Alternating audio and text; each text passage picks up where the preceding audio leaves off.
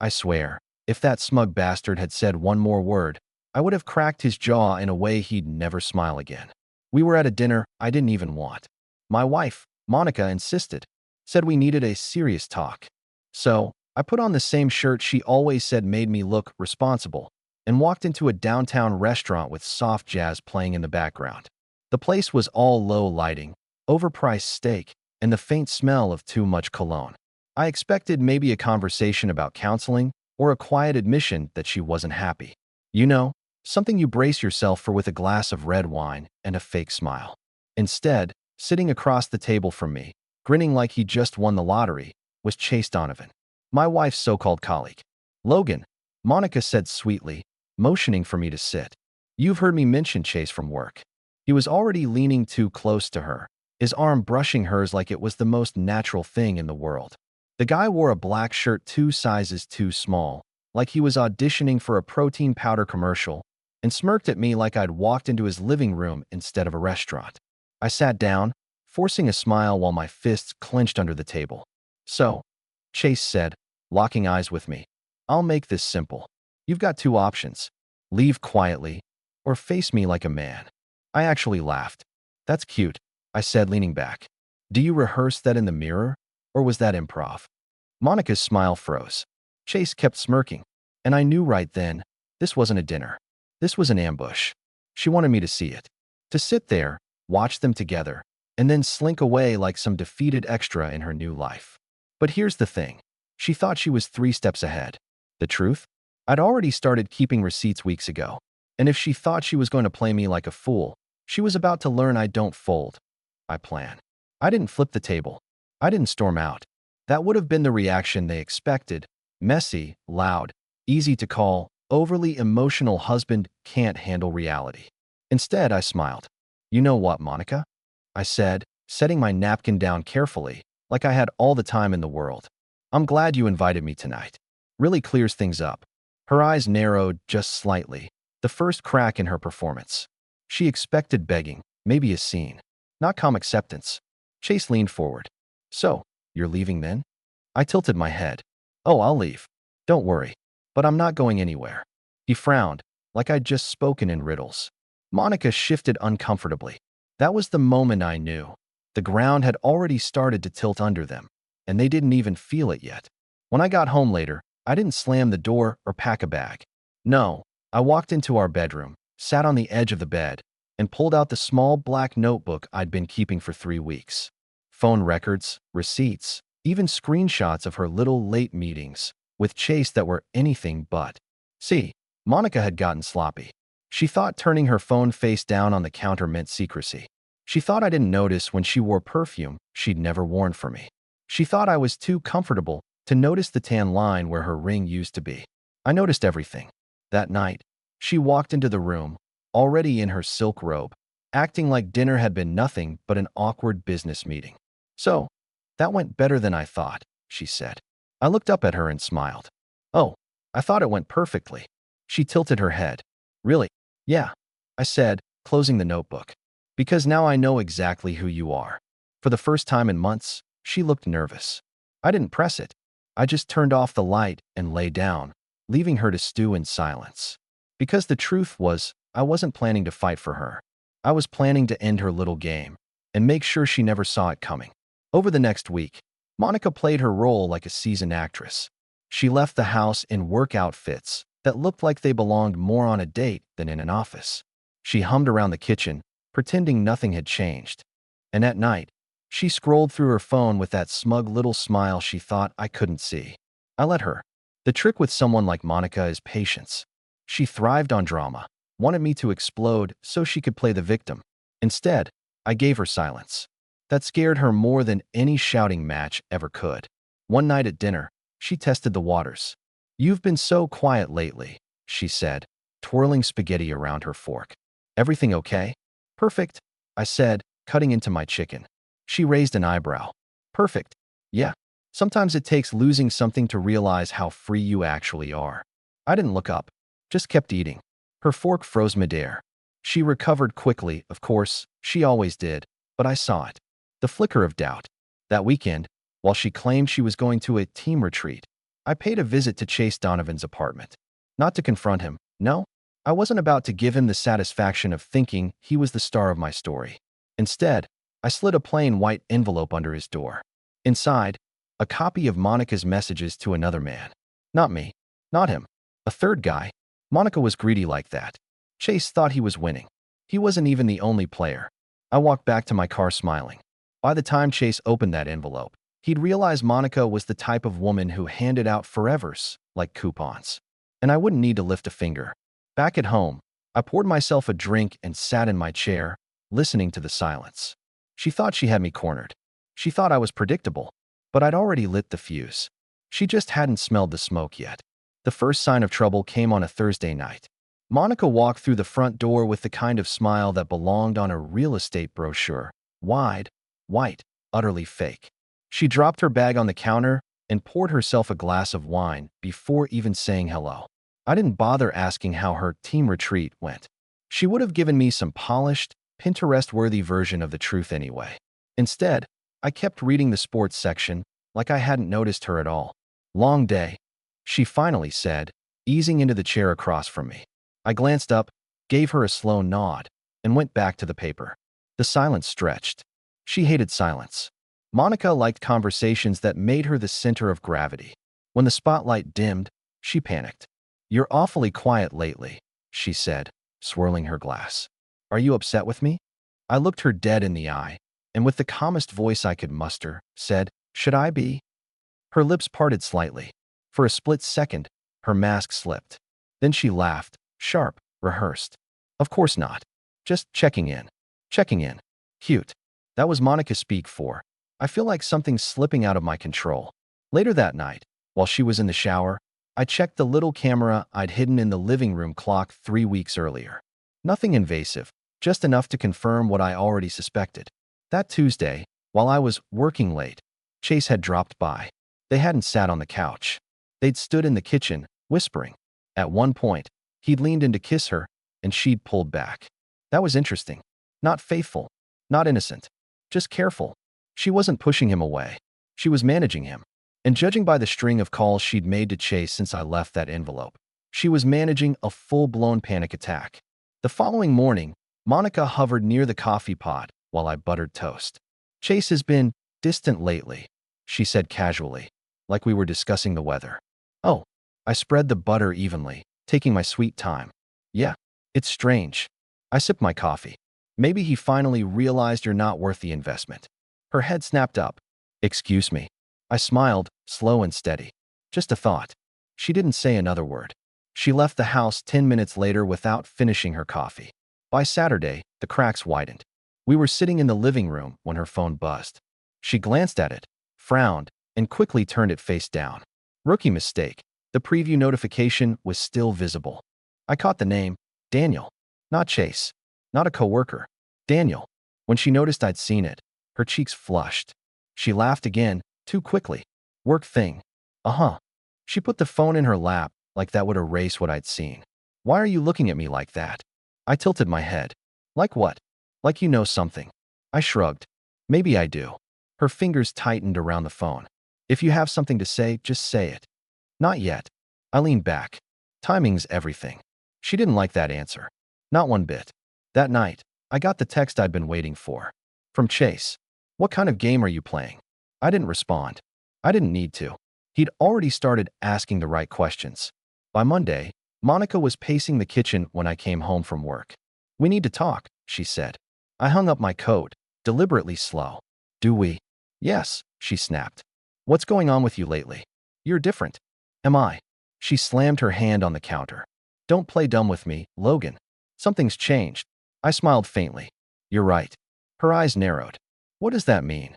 "It means I finally see you for who you are." For once, she didn't have a snappy comeback. She just stood there, clutching the counter like it was the only thing keeping her upright. That week, I turned up the heat. Quietly. Strategically. First, I called our bank and had the joint account statements printed and delivered to my office. I highlighted the hotel charges, the mysterious cash withdrawals, the business lunches that always seemed to fall on Fridays. Second, I met with a lawyer. Not to file. Not yet. Just to prepare. The kind of preparation that makes you untouchable when the time comes. Third, I called a realtor.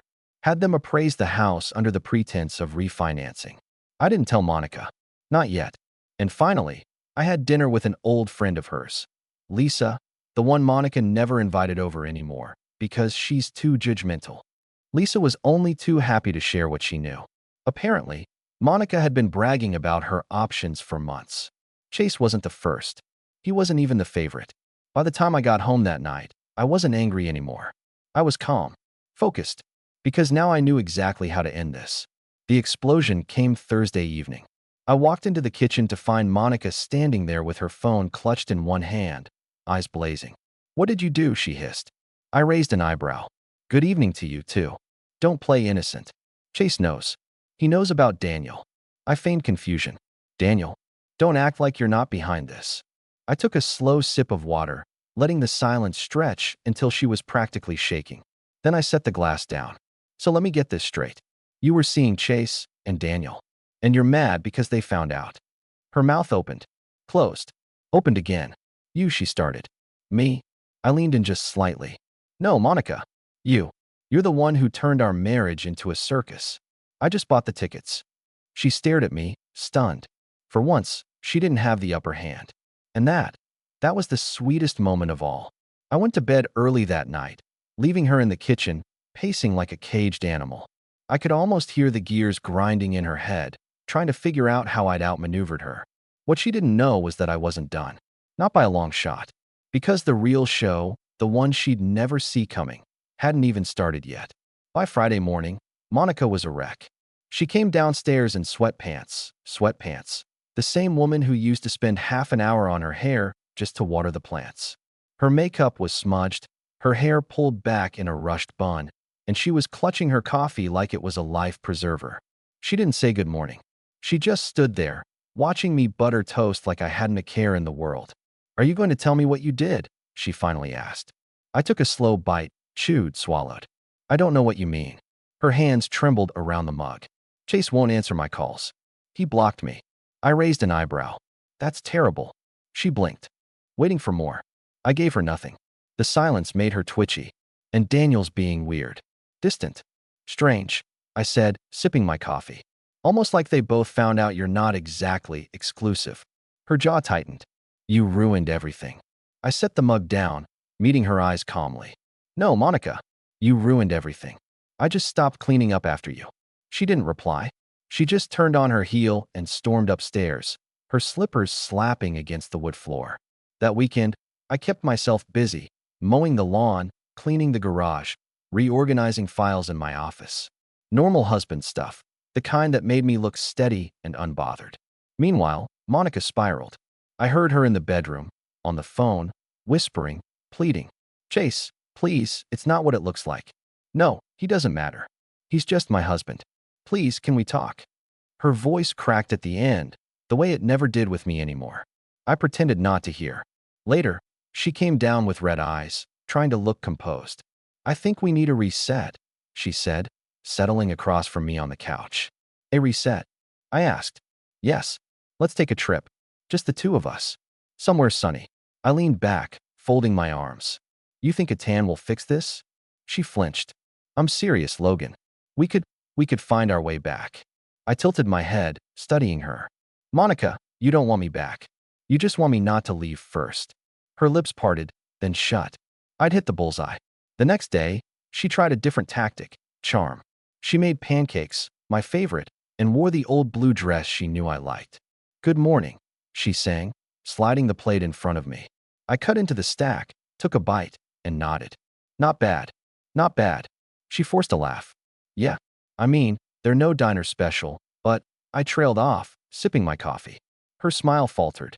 The thing about Monica was, she thrived on praise. Withholding it was like turning off her oxygen supply.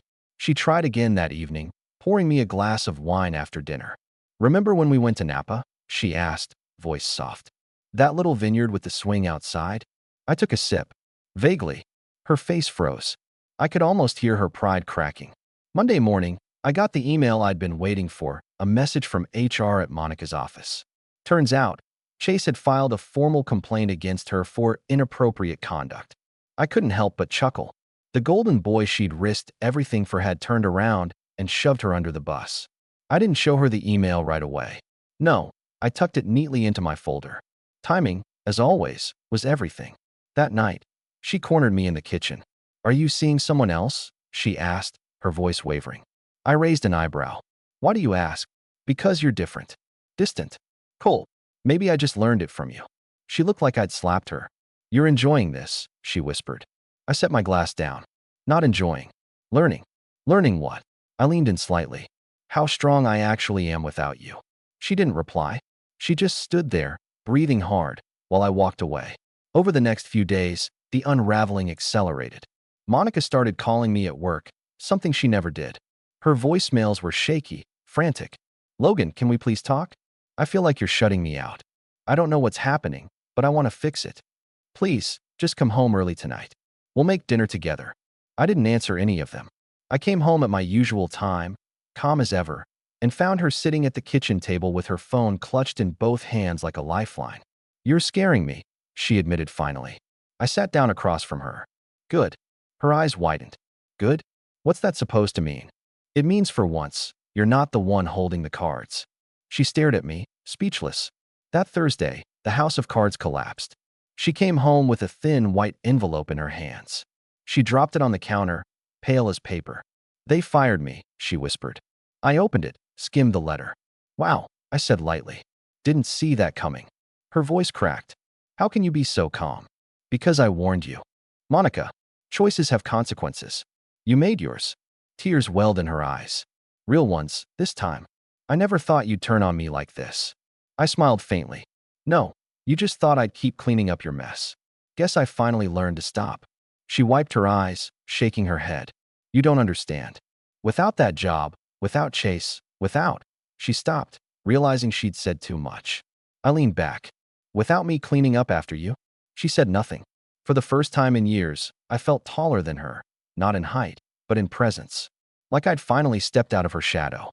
That night, I pulled a file folder from my desk and placed it on the kitchen table. Monica looked at it like it was a ticking bomb. "What's that?" she whispered. "Your future," I said. "Divorce papers. All filled out. All fair."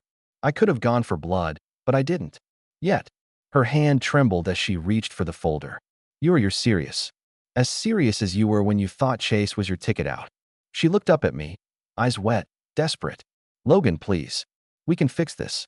I made a mistake." I leaned forward, locking eyes with her. "No, Monica.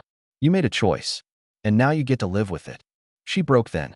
Her shoulders slumped. Her face crumpled. And for the first time since I'd known her, she had no performance left in her.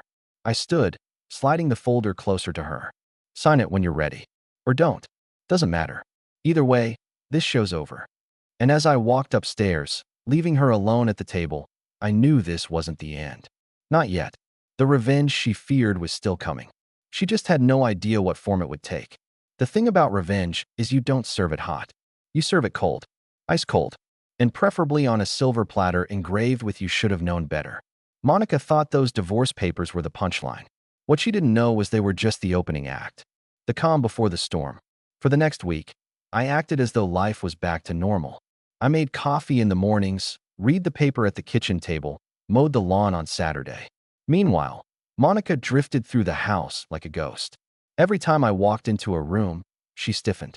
Every time my phone buzzed, her eyes flicked to it like she expected a mistress to appear out of thin air. She couldn't stand the idea that I might be the one with secrets now. "Are you seeing someone?" she asked one evening while we sat in the living room, the glow of the TV painting her face pale. I smiled faintly. "Wouldn't you like to know?" Her jaw tightened. "I deserve to know. You deserve exactly what you've earned." That shut her up. Step 1, the financial pull. On Monday, I casually mentioned, "Oh, by the way, the realtor called." Her head jerked up from her phone. "Realtor?" "Yeah. Market's good right now. I figured we should list the house." You can't do that," she stammered. "Sure I can. It's in both our names. But don't worry, you'll get your fair share." Her lips parted, panic flashing in her eyes. The house wasn't just bricks and wood to her. It was her stage, the carefully curated Pinterest-perfect life she paraded for neighbors and co-workers. Losing it would be like losing her crown. I don't want to move, she said softly. I shrugged. Maybe you should have thought of that before you turned our marriage into a group project. Step 2, the social shift. By Wednesday, I'd made my next move. I called Lisa, Monica's old friend, the one she'd cut off for being too judgmental. We met for coffee. Lisa didn't even try to hide her satisfaction when I told her the marriage was ending. She thought she was clever, Lisa said, shaking her head. Everyone knew about Chase. And Daniel. Honestly, I'm surprised you lasted this long. I smiled. Well, I guess I'm just patient. Lisa leaned closer. You should know, Monica's been talking about moving in with Chase for months. Said you were too boring. Said she deserved someone who could keep up. Funny, I said. Seems like Chase didn't get that memo. Lisa grinned. Guess karma finally RSVP'd. Later that day, I posted a photo of me and Lisa laughing over coffee. No caption, just the picture. Within an hour, Monica had liked it. Within 2, she'd texted me. What are you doing with her? I didn't reply. Step 3, the career collapse. On Thursday evening, I dropped the HR email on the kitchen table while Monica was slicing vegetables. What's this? She asked, picking it up. Read it. Her eyes scanned the page. Her face drained of color. He filed a complaint? Against me? Looks that way. I leaned against the counter, watching her like a scientist observing a lab rat. He can't. He did, I interrupted. And now you're unemployed. Convenient timing, don't you think? Tears filled her eyes. Logan, please, I don't know how this happened. I raised an eyebrow. Don't you? She pressed the paper to her chest like she could crush the words out of existence. I need you, she whispered. I leaned in slightly. No, Monica, you need someone. And for the first time, it's not going to be me. Step 4, the family revelation. That weekend, we had dinner with her parents. She insisted. We need to show them we're still okay, she said, forcing a smile. I agreed. Quietly, patiently. The table was set, her mother's roast on the platter, wine glasses full. Conversation hummed along until her father asked, So, Logan, how's work? Busy, I said, then set my fork down. But not as busy as Monica's been lately. Monica shot me a warning look. Logan, her father frowned. Busy with what? I reached into my jacket and slid a small stack of papers across the table. Hotel receipts, text message screenshots, even a photo Lisa had sent me of Monica with Chase at a downtown bar. Her mother's hand flew to her mouth. Her father's jaw tightened. Monica's voice cracked. This is out of context. Her father slammed his palm on the table. Monica, is this true? I didn't say another word. I didn't need to. The silence that followed was enough to burn her whole facade to the ground. Step 5, the ultimatum. That night, she cornered me in the bedroom. Her face was streaked with tears, her voice hoarse. How could you do that to me in front of my parents? She demanded. I sat on the edge of the bed, calm as ever. You did it to yourself. I just held up the mirror. You've destroyed me, she whispered. I looked her dead in the eye. No, Monica. I freed myself. You destroyed you. She sank onto the floor, burying her face in her hands. I stood, pulling a small envelope from my jacket. Inside, I said, setting it on the nightstand, is a choice. Sign the divorce papers, and you walk away with dignity, some money, and a chance to start over. Refuse. Her red-rimmed eyes lifted to mine. And if I refuse? I smiled faintly. Then I make sure everyone, friends, family, neighbors, knows exactly who you are. Not just the affairs. All of it. Every receipt, every lie, every late-night team retreat. She swallowed hard. You wouldn't. Try me. The breaking point. 2 days later, I found her in the kitchen, the envelope ripped open, the papers signed. Her voice was barely a whisper. I don't know who you are anymore. I slid the papers into my briefcase, snapped it shut, and looked her in the eye. Finally, neither do you.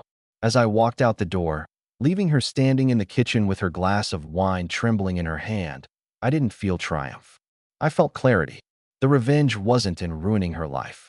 It was in making her ruin it herself, while I stood there, calm, untouchable, one step ahead the entire time. And the best part? She never saw it coming. Monica tried to pretend life went on. She still cooked dinner, still folded laundry, still played the role of wife, like the curtain hadn't dropped already. But the sparkle was gone. Every time I walked into the room, she flinched, not because she was afraid I'd yell, but because she had no idea what I'd do next. One evening, she finally asked. Are you happy now? I tilted my head. Happier than I've been in years. Her lips trembled. You really don't love me anymore, do you? I smiled faintly. Oh, Monica. I stopped loving the version of you that cheated on me. The woman I married? I don't even know where she went. She cried quietly that night. And I let her. By now, Chase had ghosted her. Daniel had blocked her. And word had gotten around the neighborhood. Thanks to Lisa, who turned out to be better than the evening news. Monica's friends stopped calling. Her coworkers avoided her at the grocery store. Even her Pilates instructor had scheduling conflicts. One Saturday morning, as I was sipping coffee on the porch, Monica stormed out. Did you tell Lisa everything? I shrugged. Lisa already knew most of it. I just confirmed. You're ruining my reputation, she shouted. I raised an eyebrow. No, Monica. You ruined it. I just stopped lying for you. Her face crumpled. She stormed back inside without another word. Here's the part she never saw coming. While she was busy trying to save face, I was busy meeting with my lawyer. The house. Already sold.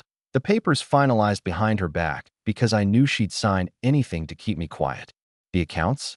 Split cleanly, but I'd already moved my share into a trust she couldn't touch. And the kicker? I'd quietly bought a smaller house 2 towns over. Cash. In my name only. She wouldn't see a dime of it. The night I told her, she stared at me like I'd just ripped the ground from under her. You already moved the money? She stammered. I nodded. Yep. Consider it my version of a retirement plan. Her eyes widened. Where does that leave me? Exactly where you left me, I said calmly. Alone. The day she moved out, she tried one last play.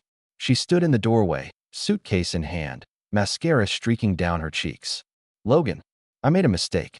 Please. I can change. I smiled, steady and calm. Monica, you already did. Just not for me. She looked at me like I was supposed to break, supposed to throw down the suitcase and beg her to stay. Instead, I handed her an envelope. What's this? She whispered. Your new address, I said. Chase's. Her hands trembled as she opened it. Inside was a printout, not of Chase's place, but of a cheap 1-bedroom apartment for rent in the city. Already in her name. Already leased. Her voice cracked. You signed me up for this? I smiled faintly. Think of it as poetic justice. You wanted a new life. Now you've got one. Congratulations. She dropped the envelope, staring at me like I was a stranger. And in a way I was. Because the man she thought she could humiliate, manipulate, and discard? He was gone. The man standing in front of her now was the one she created, stronger, sharper, and untouchable. She walked out without another word. And as the door clicked shut, I finally exhaled. Not because I destroyed her, because she destroyed herself, and I'd made sure the whole world saw it happen. That, my friends, is how you win without ever raising your voice.